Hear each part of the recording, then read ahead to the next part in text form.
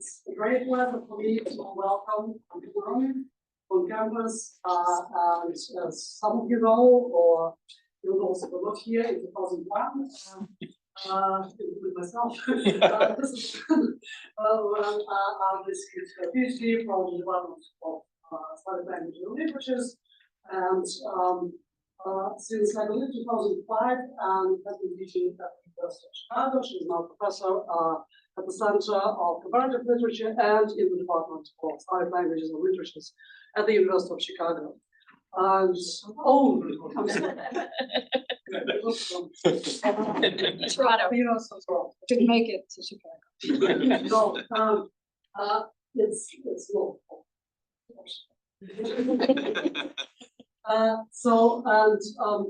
Anne's first book had a title Uncensored, and it was devoted to talk about Samizdat novels and the quest for autonomy in Soviet dissidents. And that book, some of those present here that will read it, was focused on three very important figures and three very important texts of Russian late Soviet literature that initially were published in Samizdat, accompanied by Vitov, Timofeyev, and Vasily Aksionov. And I will not talk more about that book because otherwise my introduction will take up too much time of our lecture period. Our second book that just came out last year in 2022 from Cornell University Press is titled Soviet Samizdat, Imagining a New Society. And I'll say just a few words about this book before Anne starts to talk about the book. In Soviet Samizdat, compared to the first book, Komaromi significantly broadens the scope of her material. It no longer comprises just literary Samizdat or its single exemplars, but rather includes a vast and varied range of publications produced by poets and religious groups, national minorities and feminists, right activists, and Marxist dissenters. The diversity of this material depicts a very novel approach proposed by Anne in that book to treat Samizdat as an alternative textual culture that facilitated the formation of new public communities in the Soviet Union after Stalin. And this reshaping of the subject seamlessly removes the rigid opposition of official and unofficial culture as well. The actors of Samizdat and their readers obviously partook in both. And Komaromi's primary research question has to do with the sense of purpose that informed the activities of Samizdat communities and how these communities transformed the social fabric of the post-Stalin USSR. So for this, I would like to welcome Anne again, and please help me welcome her.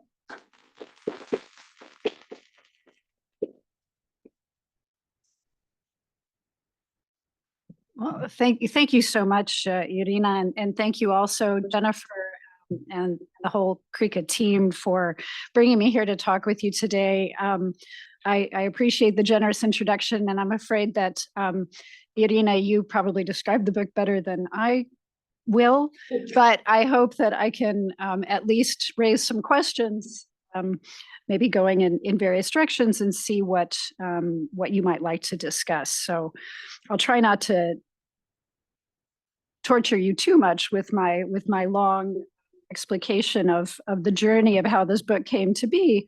But I'm so glad to have the opportunity to do this because it's very special for me to come back to Madison, where I did my graduate studies. I was fortunate to work with stellar faculty and fellow students who really inspired my work and supported me in many ways.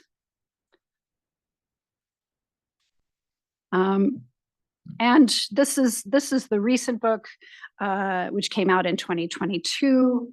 Samizdat, as many of you know, is a term coined for self-publishing in the Soviet Union after Stalin, sometimes called underground press. Samizdat was not like pre-revolutionary underground press in that it did not directly challenge the government nor call for regime change, at least not generally. It did, however, give Soviet readers alternative ways of imagining themselves and their society. So my research over more than a couple of decades has focused on researching and conceptualizing this alternative publishing system. And I'll tell you a little bit about how that developed to become the interdisciplinary study presented in this book. The research really is a response to the character of Samizdat texts, which more obviously than most, I think, provoke us to think about their materiality, and their often precarious life as creations produced and circulated through social. So the plan of the talk is to tell you a little bit about identifying the material, that is the process of deciding what the material would be at different stages, and then locating it and describing it. And I'll discuss after that, methods of research and communication. So these are research methods that range from the literary to the historical, including the book historical, and methods of scholarly communication that have included a mix of digital and print publications of the research. And finally, I'll talk a little bit about the conceptualization, that is to say, the theory and concepts I use to make sense of my research findings. While Samizdat did not bring down the regime, it did, I argue, create a positive basis for grassroots renewal of society and culture in the Soviet Union. So when I started here in graduate school in the Slavic department, working on language and literary works, that led to a dissertation focused on discrete novels. These were the 3 Samizdat novels written from the mid-1960s to the mid-1970s, mentioned by Irina. The Burn by Vasily Aksionov, Pushkin House by Andrei Bitov, and Moscow Stations, one of the translations of Moskva Petushki by Benedikt Yerefeev. I was thinking about, what the genre of the novel signified in terms of these authors' ambitions to write books that would sum up and characterize their generation and the era after Stalin. The relation of these novels to the authors' biographies was very important in this regard and became a focus for me. I was also studying the style and structure of these literary works and devoting a lot of time to understanding the dense web of allusions in them. Allusions to world literature and classic 19th century Russian works, references to Soviet films, radio culture, slang, and jokes. And my dissertation supervisor, Yuri Shiglov, was an extraordinary mentor, helping me to develop the cultural competence, as he put it, on which these novels drew. These were all the things that the immediate audience of the time in the Soviet Union, and I would compare this to Dante's audience in early 14th century Tuscany, knew and understood. You don't have to know all of the details in order to appreciate the work, but there's a richness to and significance within the specificity of all of those allusions that matter for what these authors are doing. Shiglov also analyzed humorous strategies employed by the authors, including the displacement of material from one sphere to another, the lowering of highly serious authoritative voices, and etc. Some of you know that Shiglov did this kind of study of Ilf and Petrov's classic satirical novels, The 12 Chairs and The Golden Calf, and I was very lucky to have him with this expertise to guide me. Because part of what intrigued me about these novels was their use of irony and humor. The serious and tragic works by Solzhenitsyn and Akhmatova were much better known as monuments of the Stalin era and de-Stalinization. But the novelists on which I was working were also reckoning with the Stalinist legacy, doing it in a different way. And they use this humor and irony in unexpected and powerful ways. It was not simply satire. As I understood it, they were reflecting on and unsettling received ways of thinking about themselves and about Soviet society, with the serious aim of provoking the possibility for change. The other thing that fascinated me, and which I had trouble understanding, was the status of these works as Samizdat. Both Acțiune and Vita had been published officially and hailed as promising authors of a new wave of youth prose in the USSR. But they chose to write their big novels, these major artistic statements about their time and their generation, as Samizdat, and to have them published abroad as Tamizdat.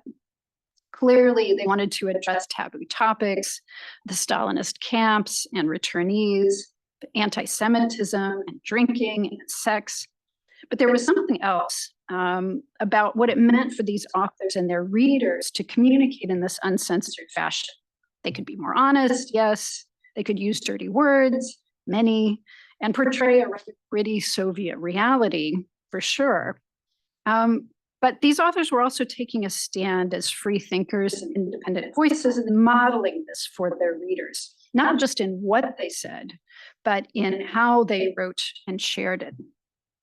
After the Pasternak affair, it was clearly risky to publish works this way, but there was also a growing network of people to appreciate and support uncensored publication. Handling all three of these dense novels was too much for the dissertation, and I ended up focusing on Yerefiev's novel alone. But later, I continued studying the context and the content, and I expanded my research of the Samizdat-Tamizdat system. I looked at archived copies of the texts in North American collections, such as the Artists' Archive. I worked on material from collections in Moscow, and I continued talking to archivists and editors, artists, and poets about what they had written or done, and what they had to say about Samizdat texts. People, including poet and artist Dmitry Prigov, had plenty of observations about a form of the text that had become widespread and widely fetishized by the 1970s. People joked about the grandmother who couldn't get her grandson to read Tolstoy's War and Peace, and therefore went to great lengths typing the whole novel out for him, just so he would be interested in it. I finished my dissertation in 2001, but I published my book Uncensored in 2015. I do not recommend taking so long to finish a first book, but the intervening years, which, to be fair, were filled with some other things, a couple of big moves, lots of new courses to develop, program coordination, some published articles, the birth of 2 kids, did allow me to work up a study of the 3 novels that included analysis of the field of unofficial late Soviet culture and cross-border dissemination. This meant that in addition to the properly literary study of the works, the way the novels were put together, and the way they creatively reflected the lives of the authors who wrote them, I could pursue a historical study of the archived documents of those works and others, and do interviews with authors, editors, readers, and archivists of Samizdat. This historical research was, in fact, a lot of fun. I was talking with all kinds of people: the Archbishop of Lithuania, a rock music icon, famous poets, a woman who packaged kosher meat in her bathtub. I was also visiting archives and documenting Samizdat works that in many cases only a few people had ever seen. I told people afterwards about the kind of obsession and thrill of finding things. It was sort of like spotting rare birds. Because some of them were very colorful, though this was not necessarily common given the difficulty of reproducing such images without color copy technology. Some of them looked like Frankenstein texts. And there were a few examples of publications that were not made with typewriters and hands alone. Typewriters, that was much more widespread and typical.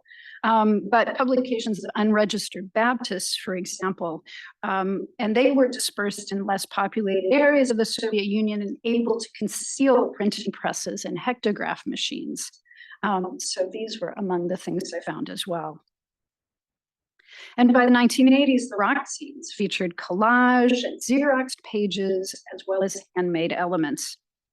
These were visually striking, and they highlighted the intermedial character of communication in what was otherwise a very logocentric culture. This intermediality was true also of the creations of artists Sergei Sige and Nikonova, who moved around provincial cities and organized neo-avant-garde groups and activity wherever they were. Their Samizdat journals, Nomer and Transparence, along with dozens or really, I think, hundreds of Samizdat books, are among the star materials at the Research Center for the Study of Eastern Europe in Bremen. The Russian Center at Amherst College also recently acquired another large portion of the artist's archive. The archive at FSO, the Forschungsstelle Osteuropa, or Research Center for East European Studies at Bremen University in Germany, became particularly important for me. They had many things not found anywhere else. This included a lot of literary and art periodicals which had not been published in the two big reprint series, Собрание документов Samizdat, the collection of Samizdat documents, and Материалы Samizdat, the materials of Samizdat, which came out of Radio Liberty Munich and their Samizdat department. The Radio Liberty Samizdat collection was in the Open Society archive in Budapest by the time I was doing research, and its focus was on rights groups, national movements, and other materials with obvious socio-political implications. Another very significant portion of the research took place in community archives, such as that of VAD Russia, and in collections put together by community historians in Israel. These people were, like the archivists at some of the bigger institutions, including Keston College and the FSO, former activists who helped produce and or smuggle Samizdat. Those who participated in the history felt a special identification with it and concern for it. There was much to learn about what, how, and why they had curated these collections. And the fate of such collections, like the fate of other non-state, even state archives, is a complex question, and I think a very contemporary one that interests me. I'm happy to talk more about some of that. I also had significant conversations with colleagues in different fields. The medievalists in particular had good tips. Samizdat had been compared to a pre-Gutenberg manuscript system by Anna Akhmatova and many others after her. And in the mid-2000s, the medievalists were early adopters of digital humanities technologies. They understood immediately the advantages of digitizing rare or unique manuscripts with visual as well as textual information. The value of this technology was also clear for Samizdat, especially in the case of illustrated editions, which kind of resemble illuminated manuscripts, although obviously very much in their own way. Digitizing them would help capture rare and unique and fragile copies, and make them safely and easily accessible to researchers. Eventually, I bought a camera and some basic equipment, and we simply photographed Samizdat journals. I sent a research assistant, Anastasia Kostryukova, who just defended her PhD successfully at NYU, to photograph many of these in Bremen. It was a pretty do-it-yourself endeavor, and thus relatively cheap, relatively. So DH tools were a great fit for my research topics, and I was lucky to catch the wave of growing interest in digital humanities, which made my projects attractive to granting agencies. Because of course, as you might imagine, my travel to Russia, to Lithuania, to Germany, to California, to Israel, and the UK, and the hiring of research assistants for many hours of work, and people whom I sent to Texas, to St. Petersburg, to Kiev, all of this required funds. And many of those funds came from the Social Sciences and Humanities Research Council of Canada. This is one of the things that was possible because I could send my research assistant to Kiev to take the interview. In the archives, the collections were vast, and the idea of cataloging all of Samizdat, which people were talking about quite a lot at the time, seemed quixotic. So I decided to focus on Samizdat journals and other periodical editions because that seemed feasible enough. And it allowed me to investigate the variety of materials and topics represented there. Also, those periodicals had the advantage of showing what communities had sort of developed to the stage of expressing themselves and, wanting to create this kind of public feedback loop. So the outcomes then were some published articles, and by 2011, an online database of Soviet Samizdat periodicals. This was just bibliographic information, and it's hosted at University of Toronto Libraries. It was something I was able to do with my research assistants and the support of the information technology staff at our university library. A few years later, in 2015, we launched the Project for the Study of Dissidents in Samizdat. This project site encompassed the database and other elements. Those other elements included bilingual interviews, an illustrated timeline of rights activism, a timeline of the Jewish movement, as well as story maps devoted to topics like the artist pair Sige and Nikonova. The most outstanding feature of the project site are the electronic editions. These are digitized full issues of a set. This is not all of them. There are just over 20 titles of Samizdat periodicals that came mainly from the previously unpublished literary and art journals held at FSO Bremen. I signed a contract with them to do this, and after some rather protracted negotiations, but I think they've been pleased to have this small set of their materials to show people and offer to researchers through the Toronto site. So these digital resources have helped support the study of late Soviet culture as a growing research field. But it was important also to publish the results and the analysis in other forms. One of the organizations formally collaborating for the online database and project site was the International Memorial Society. Together with my longtime collaborator there, Gennady Kuzovkin, we published a print version of the catalog of Soviet Samizdat periodicals in Russian in 2018. This made the data more accessible to Russophone researchers. It also meant that the data would be fixed and available for decades into the future. Unfortunately, even the most well-supported and institutionally stable online resources, like those hosted at University of Toronto Libraries, do not afford that kind of longevity. Websites and digital tools age. They age quickly. They require technical curation and migration every few years. This is expensive, and it's certainly beyond the capacity of someone like me to manage. Resources have to be found for the whole lifetime of the site. And in December, I have scheduled a talk with the information technology staff team, which will include the rather anxiously named end of life issues we have to discuss. It has been particularly important to discuss this fact with my collaborators and community partners. Putting up a personal website with data collected and thinking it would just be there forever is a mistake. Sites require a lot of time and effort, and they are unstable without institutional backing. Even with institutional backing, they won't last forever.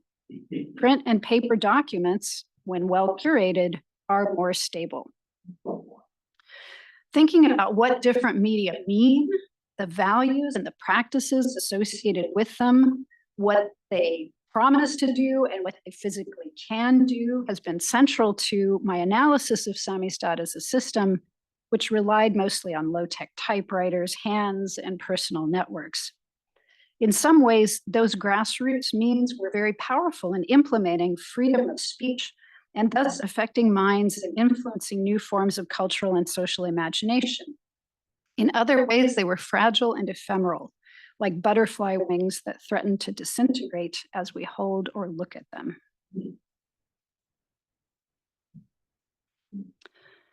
My methods for the first book were thus literary and historical, as I said, and the theoretical apparatus coalesced around the sociological methods of Pierre Bourdieu.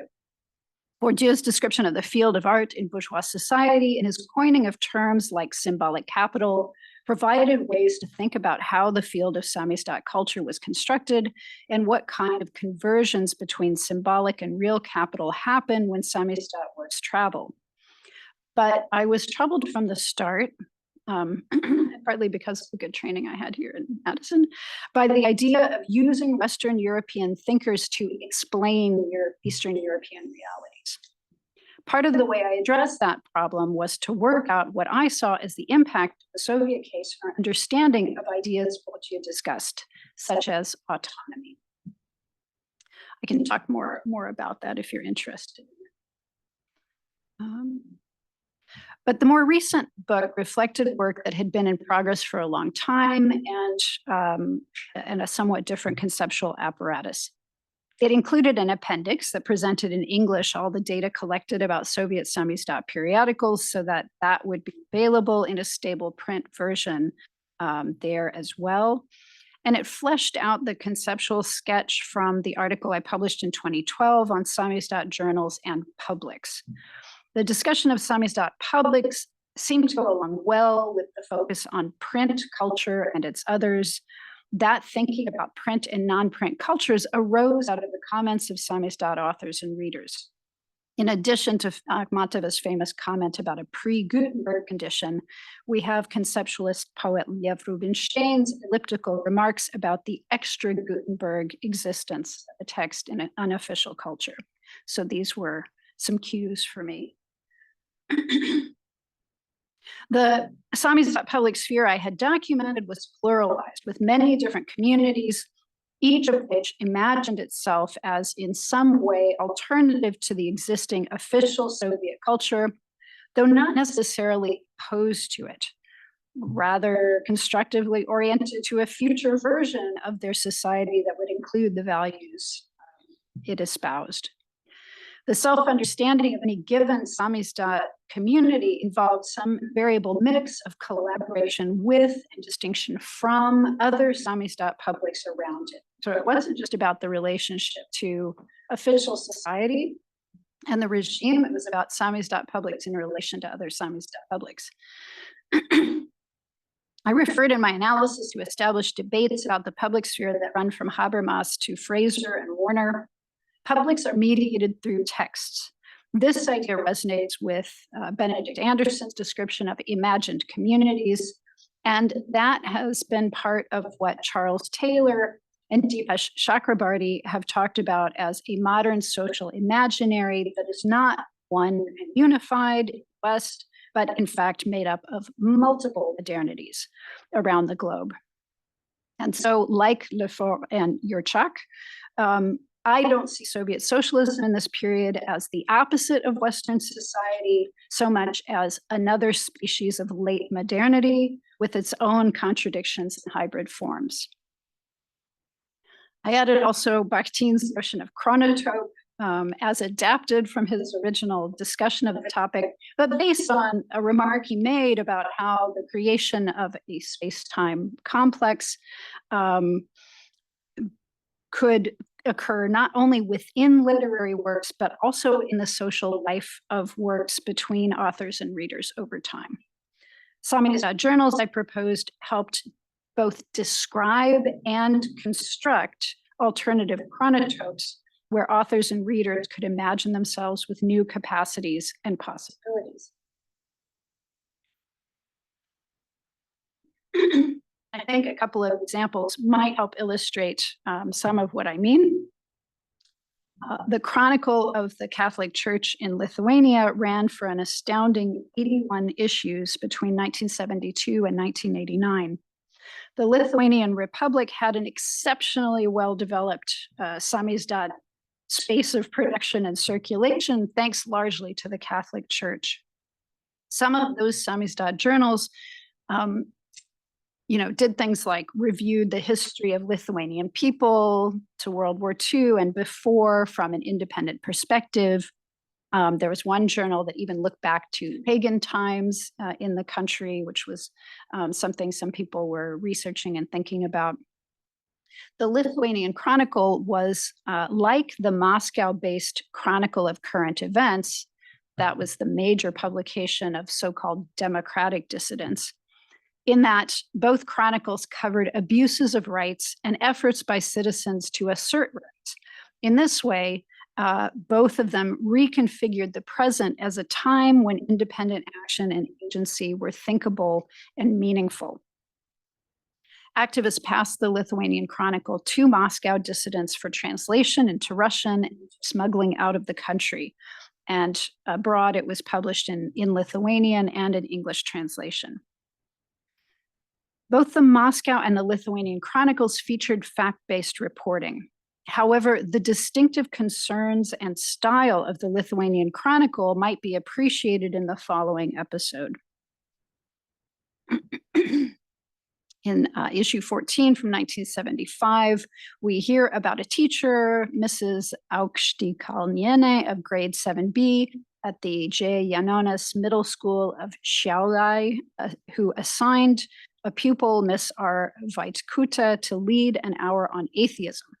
The mother of the pupil came to school to talk with the teacher about the assignment. "We are Catholics, and my daughter will not conduct such a lesson," the mother objected. "If you were an old woman, I would not be surprised," said the teacher, "but you are a young woman. You should not bring up your children so badly." "No, my children will never be atheists," declared the mother. And I think this is interesting because it's a sort of everyday encounter, right? It includes conflict, but not arrest or punitive action. There isn't any suggestion that that's what happened. And that would really be what would be required, I think, to bring it up to the level of the Moscow Chronicle. This was meant for the specific readership of the Lithuanian Chronicle, which was concerned with expressing Lithuanian identity and conscious of the myriad of ways that that expression had been suppressed in the USSR. The framing of the incident emphasizes its verifiability. We have the name of the city, Šiauliai, which is up here in the sort of north central portion of the Republic. We have a rough date. We have the names of the people involved, which I think is very important. It suggests that readers could hear about this from other people. Maybe some even know the family and could hear about it from them. And the willingness of the family to go on record with their name, Vaitkutė, and this defiant statement demonstrates that they overcame the fear and scorn promoted by Soviet officials in all kinds of minor as well as more grand official ways against religious believers in the press and other public settings, including school. The incident demonstrates attainable behavior and self-possession, far from being sort of established community spokespersons or dissidents under arrest. The schoolgirl and her mother assert a Lithuanian Catholic identity in ordinary and familiar ways, and they model that kind of action for readers. Another example of a particular Samizdat public and the alternative social imagination it fostered can be found in rock fanzines. These Samizdat publications straddled the line between official and unofficial, elite and mass cultures. They told the story of Soviet rock music, which provided readers with an alternative chronology that combined landmarks in British, American, and international rock history with important moments in the development of domestic rock. Samizdat zines recorded and also helped make the history of this subculture. And in particular, the appearance of the Leningrad rock journal Roxy, which ran from 1977 to 1990. When it came out in the late 1970s, this sort of marked the consolidation of a domestic Soviet rock subculture. This modest-looking journal, which initially consisted of a couple dozen pages stapled together with 3 or 4 poor quality photos pasted in, featured impressive content. Among others, Boris Grebenshchikov, leader of the influential Soviet rock band Aquarium, wrote for Roxy. And the journal fostered a homegrown subculture, complete with its own slang and its own style. And I'm sure many of you know more about this than I do. Editors described the impulse for the journal in terms of the joy of human contact.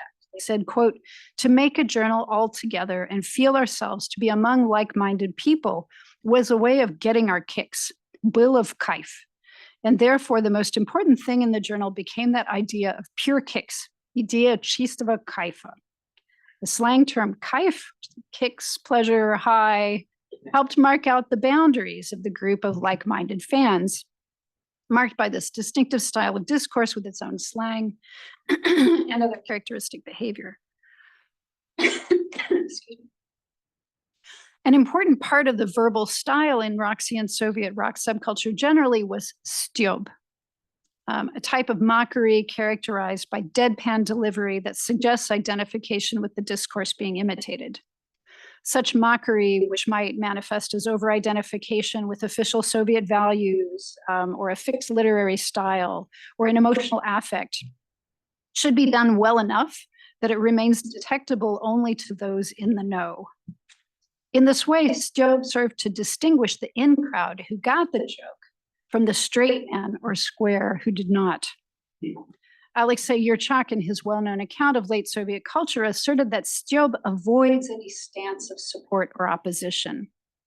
In my view, Yurchak's analysis downplays the positive aspect of rock styob, which consisted of affiliation with the subcultural group and its values, as distinct from the rest of Soviet society, often referred to in these types of publications as the sotsium.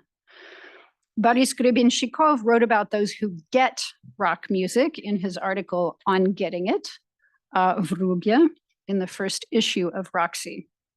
The epigraph to the piece, which was in English, came from a Western article. It said, quote, "In a study of 6 children with behavioral or emotional problems, amplified rock music, mainly by the Beatles, okay, has interrupted disruptive behavior. The children were also observed synchronizing their movements to the music as they expressed their enjoyment of the music."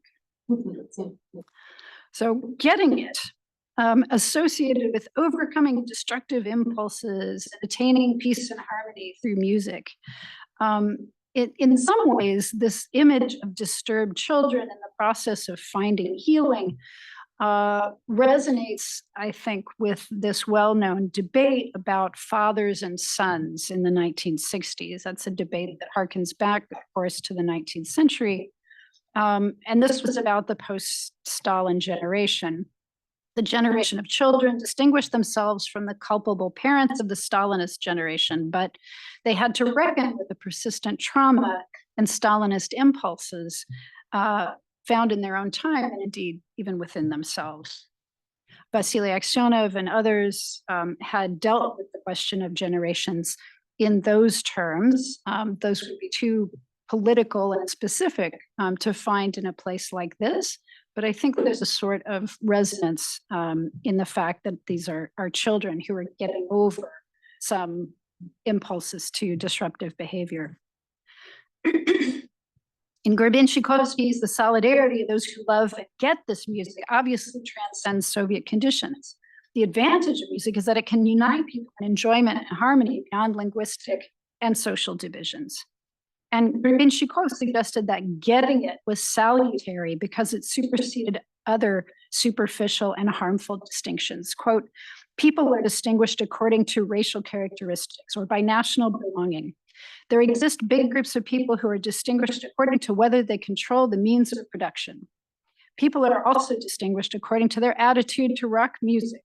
Some get it and some don't. There are more of the latter. To this day, it remains a mystery whether anything unites those who get it, except the fact that they get it." The in-group of those who get it is thus not defined by fixed or pre-given boundaries. It's an open and inclusive notion of a community of people united by love of this music and committed to its beneficial effects. The space of this community of fans is thus notionally international and capable of overcoming divisions. In practice, Samizdat rock scenes crisscrossed the USSR. They were much more geographically widespread. The production of them was, and the dissemination. They were produced in many provincial cities, as well as in Leningrad and Moscow. People exchanged them at festivals, and they even sent them through the regular mail, which was something rather unusual for Samizdat. Hyper-intellectual rock journalists appeared in the pages, as did straightforward fan reporting. There were critical reviews, there were enthusiastic reviews. There was something for everyone and space for a lot of different voices and registers. So I hope these very different examples give you some sense of how Samizdat journals and other periodicals helped foster alternative publics and the creative social imagination they represented. That social imagination was pluralized, with groups staking claims not just for human rights or civil rights, but also for national and religious expression, for countercultural values of peace and mental health, as well as for aesthetic freedom, intellectual freedom, and the freedom of movement, among other things. I think it's important to say that our recent global experience with digital and social media has shown that extra-Gutenberg communications do not necessarily lead to good or constructive outcomes. They may erode established authority and social consensus and the basis for a shared reality and social trust along with them in ways that open the door to bad commercial and political forces. For that reason, however, we may do well to consider the example of the relatively low-tech version of extra-Gutenberg culture found in Soviet Samizdat, where people took calculated risks, fostered bonds of social trust, and shared responsibility. They cultivated, for the most part, mutual respect across differences, and broadly maintained a substantial commitment to fact-based claims in the spirit of resistance to totalitarian tendencies and violence. It's worth asking why they were able to do so. And I think we must consider that Soviet education and infrastructure and experience were formative for Samizdat authors and readers, not only as a negative foil for these qualities, they also provided the basis for positive aspects of Samizdat culture. How might we today foster creative expression and social imagination that resists the totalitarian tendencies and violence we still face? I'm not sure, but Samizdat helps me think it might be possible. Thanks.